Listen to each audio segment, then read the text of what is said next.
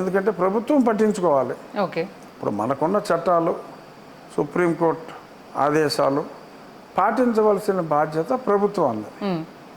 ఓట్ల కోసం మరెందుకైనా, ఈ ప్రభుత్వం అంటలే, ఏ ప్రభుత్వం అయినా కూడా ఓట్ల కోసమో మరెందుకోసమైనా సరే ప్రభుత్వం చర్యలు తీసుకోలేని పక్షంలో న్యాయస్థానాన్ని ఆశ్రయించడం మించి ఇంకొకటి లేదు. సో కాబట్టి ఖచ్చితంగా న్యాయస్థానాలని ఆశ్రయించైనా కూడా, లేకపోతే చట్టాలు ఎందుకు, అనవసరం కదా.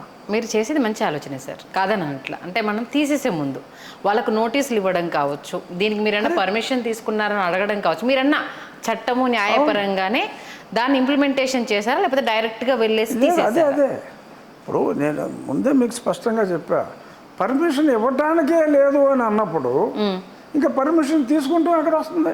ఇన్ని ఇయర్స్ అయిపోయింది కదా, ఇప్పుడు అయిపోతే మీరు ఒక మర్డర్ చేశారమ్మా, 10 ఏళ్ళు అయిపోయింది, ఇప్పుడు కేసు ఏంటరా అంటే, ఎప్పుడైనా సరే ఎప్పుడు నిజం బయటకు వస్తే అప్పుడు కేసు పెట్టచ్చు. అప్పుడు మర్డర్ చేసిన 10 ఏళ్ళు అయిందండి, మీరు ఇప్పుడు నా మీద కేసు పెడతాం అన్యాయండి అంటాం కరెక్ట్ కాదు. ఓకే. సో పెట్టడమే తప్పు. సో సో దానికి మళ్ళీ నోటీస్ ఇచ్చి నువ్వు ఎందుకు పెట్టావు అని అడగవలసిన అవసరం లేదు. అడిగినందువల్ల నష్టం లేదు, బట్ అడగవలసిన అవసరం లేదు.